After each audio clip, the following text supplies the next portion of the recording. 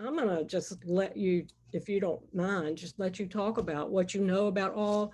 I'd love to hear if you had a personal experience with all when you were younger, or if that led you to become a priest, that kind of thing. And I know we have 30 minutes, and so that's about, and I don't want to take more of your time. Oh, that's fine. So that's fascinating. I mean, this is I haven't heard anybody talk about this in years. Well, I'm weird like that. Yeah, it's a good weird. It's a good weird. Yeah, I mean, I do think, and Rudolph Otto and other people who have studied this, uh,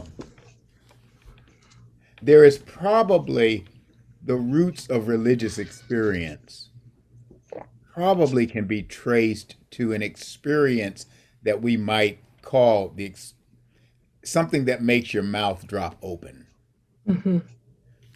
Something that clearly is beyond the horizon, either of what you conceived of as possible or what was conceivable.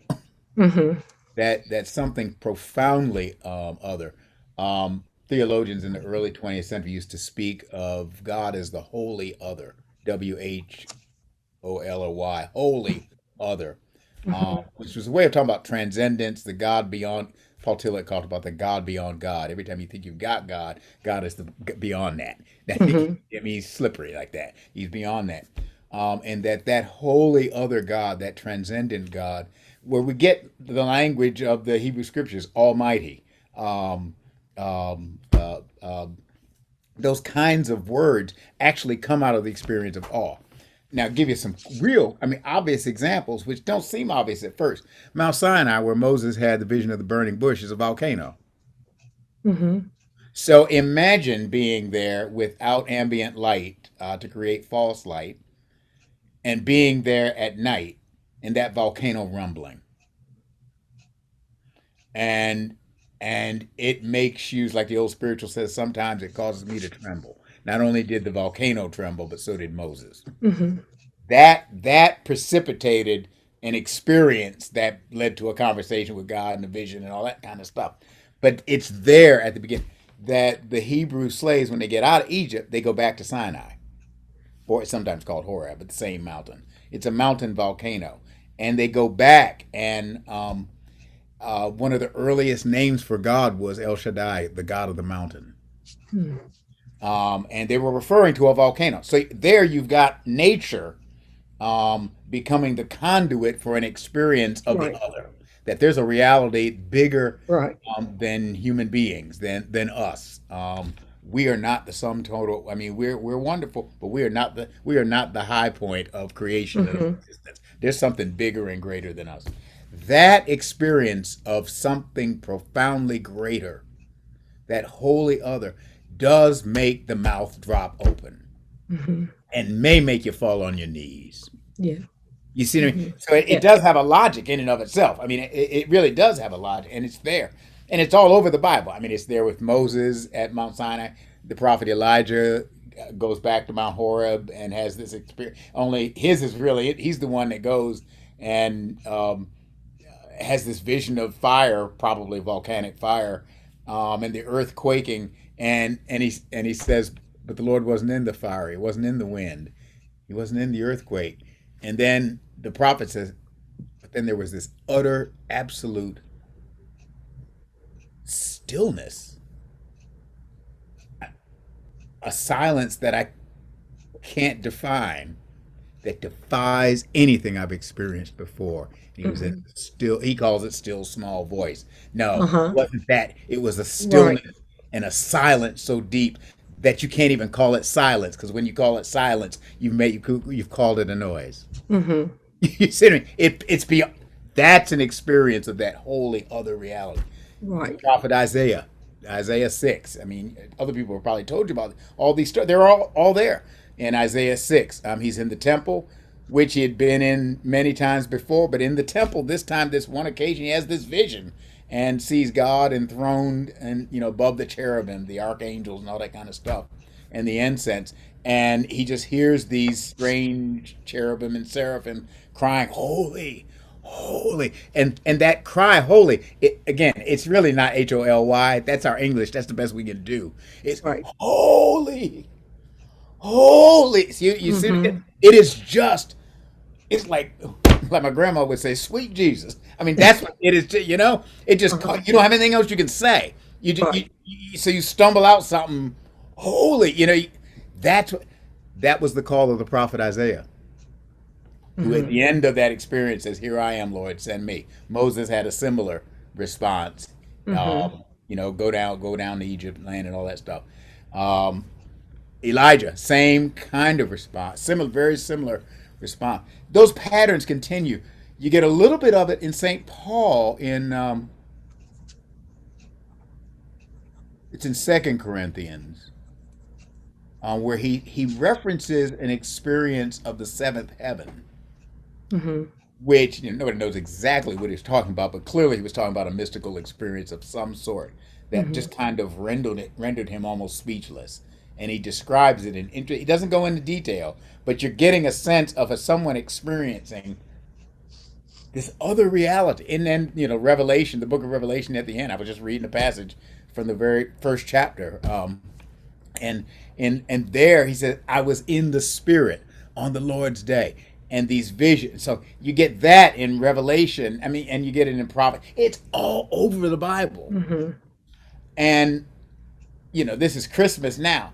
What is really going on in the experience of Mary when the archangel approaches her?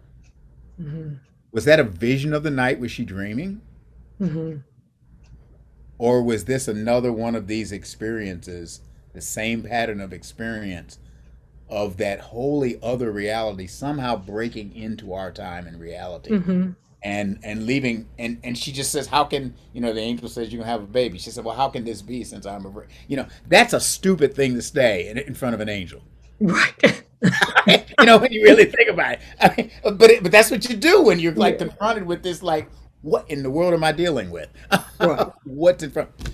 All of that to say is this: the religious reality has an experience of something other than the self, that is greater than the self, that may be calling you to something greater, Mm-hmm. challenging you, but it is an experience of of Tillich would say the very ground of being and existence itself breaking through into our existence, so we actually kind of see it for a moment or experience Mm-hmm. it for a moment. That's where religion comes from. Religion comes from real deep experience of something, Something. and then we have to interpret it. What was that something I experienced? Mm-hmm. What did I hear?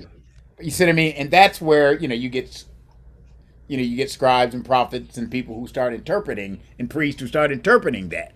But Mm-hmm. the awe experience of awe and wonder is the experience of the mysterium tremendum, which doesn't get rendered well by tremendous mystery. Mm-hmm. Things lose a lot of power when they get into English, but Right. It mysterium, does.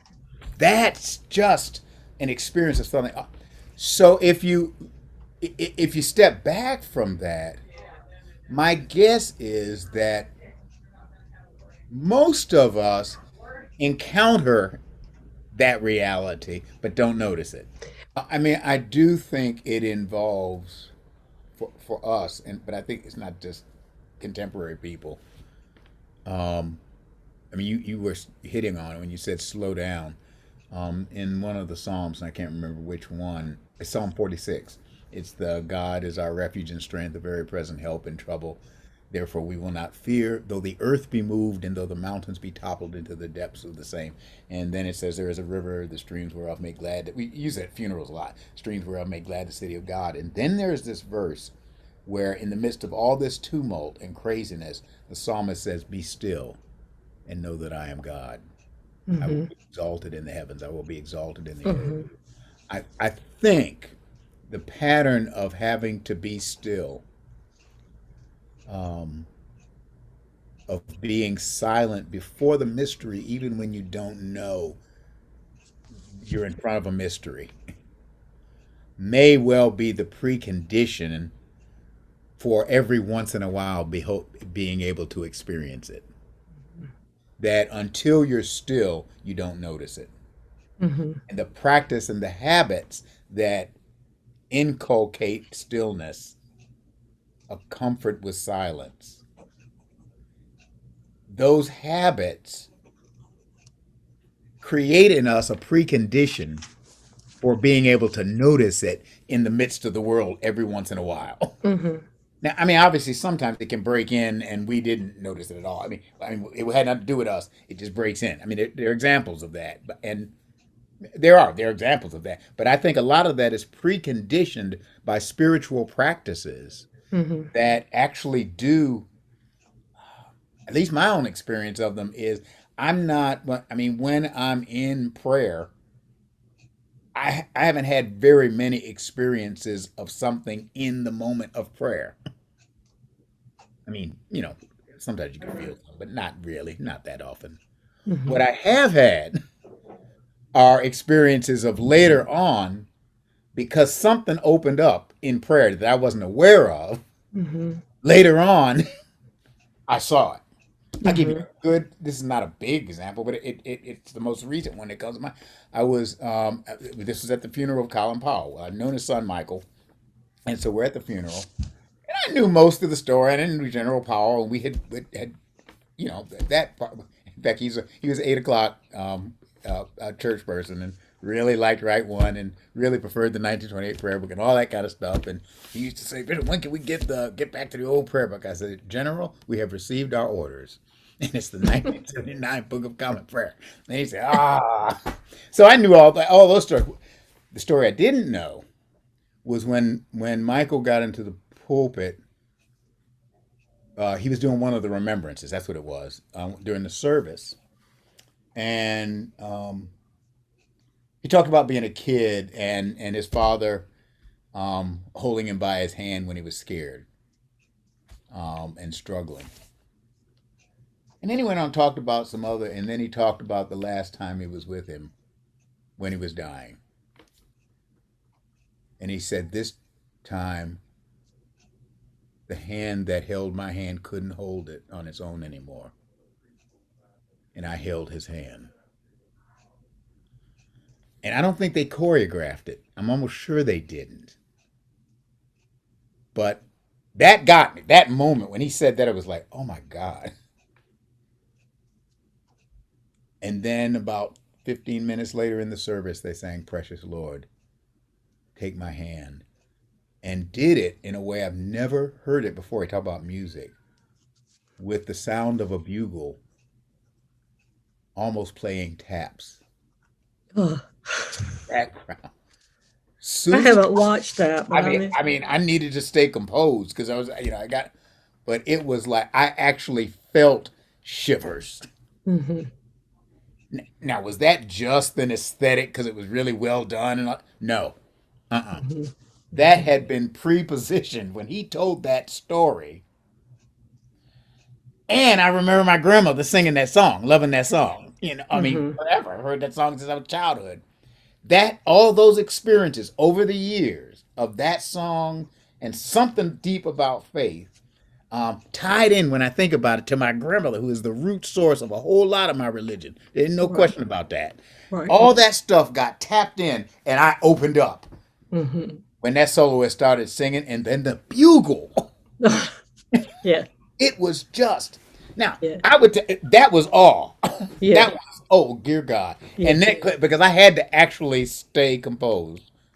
Stay still. You have to do the service. Yeah. You're not here to emote. You can Right. stay, just do your job. Yeah. Stay at your station. But that was, I mean, it was just, again, that's not a major thing. But I'm telling you, I know what I was going on inside Yeah. of me in that moment, and all those that had been prepositioned partially by his telling the story, but more by having grown up with that song Right. and connecting it to the person who's deeply connected to the religious faith that I got. Mm-hmm. And I was cracked open in that moment. I bet. Wow. That's what I mean by that's a spirit. That was a spiritual practice over years. I mean, she Mm-hmm. literally prayed that song. I Mm-hmm. mean, a whole lot of folk did. I mean, but I mean, that was that prepositions folks. So there is truth that religious folk who really do engage their religious faith and practices of prayer and meditation and living into scripture. I mean, I can't tell you the number of times something that I was studying in scripture years ago, I don't mean in seminary, I mean before, came alive when I needed it in another time that was completely disconnected from the time I had studied it or wrestled with Right. it. I understand. The experience of awe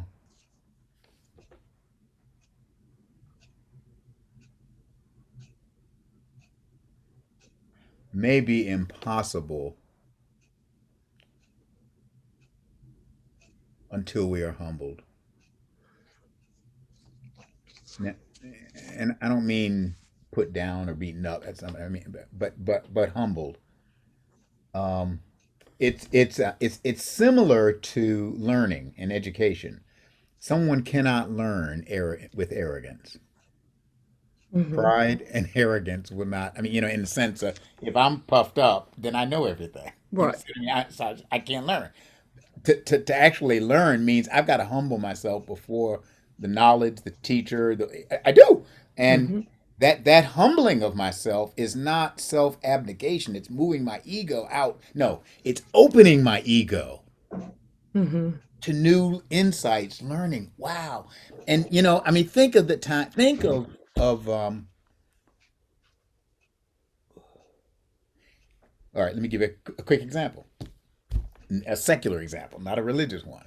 When I was in the fifth grade, I had a teacher named Miss Lenny, and this was like right after desegregation. So we had been moved to another school, and so we were a bunch of black kids in a predominantly white school, and so it was a whole new experience in the fifth grade. And my teacher was a woman named Miss Lenny, who was from Scotland, and she was really was a wonderful teacher because she could tell stories, and she would just, I mean, you learned fractions and you got stories. I mean, she was just one of these marvelous teachers. Well, what I remember about, I mean, I remember a lot about the fifth grade and Miss Lenny, but particularly I remember she taught us about the Great Seal of the United States. This is in social studies, I guess. E pluribus unum and the eagle and all that kind of stuff. And I remember she told us that the motto of the United States is e pluribus unum, from many diverse peoples, one nation, and all this stuff. So I remember that, and we colored in the Great Seal and all that kind of stuff. Hmm. Remember that. Well, about midway through, well, it was in 2000, I think, when all the disruption was going on in the country, when the Floyd protests were going on in the summer and in the fall. I was having to do a lot of speaking. I mean, obviously virtually, but a lot of speaking virtually, and began to speak on the subject: is e pluribus unum even possible? Um, and it was in that period of time that I started thinking about Miss Lenny and the Great Seal. So in my mind, I'm going back to fifth grade, thinking about the place. She said, and I vaguely remember, I said, but she seemed to be, she told us what a motto was, and she told us something about Cicero. And so then I did some digging up to see where did that thing come from. And well, lo and behold, it did come from the writings of Cicero and the Roman Republic and all that stuff. And so that was good. And then I wrote or dug up where it came from, where he said it, the phrase "e pluribus unum," and it was in the context of him writing about how do you form a republic. I mean, he wouldn't have used the word diverse. They didn't know that word, but that's what he was talking about. And diverse for them meant with citizens and non-citizens in Rome. So how do you do that? And he said it's only possible when one person learns to love another person as much as they love themselves. And then he said, then e pluribus unum becomes possible. Oh, wow. And Susan, that was an awe. It was an oh my God. Hmm. I had been open. If I had arrogantly assumed that I knew everything I knew to know about e pluribus unum from the fifth grade or whatever it was, no, all was not possible. But that was like a moment when, oh my God, this is the key to an America making it.